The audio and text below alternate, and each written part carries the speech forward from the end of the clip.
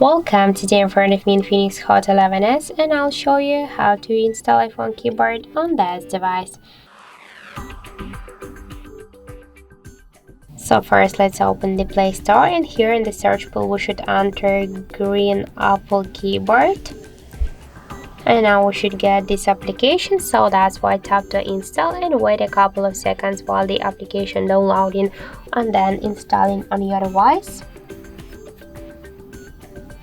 After that, just tap here to open the app, click enable in settings, and now near the green Apple keyboard, click once on the switcher and tap twice to OK.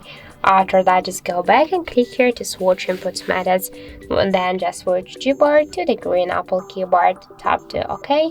And now we can see that the process is finished, and let's go for example here to the app search, and we can see the new look of our device keyboard, and this keyboard is so close to the iPhone 1 as the all of these emojis.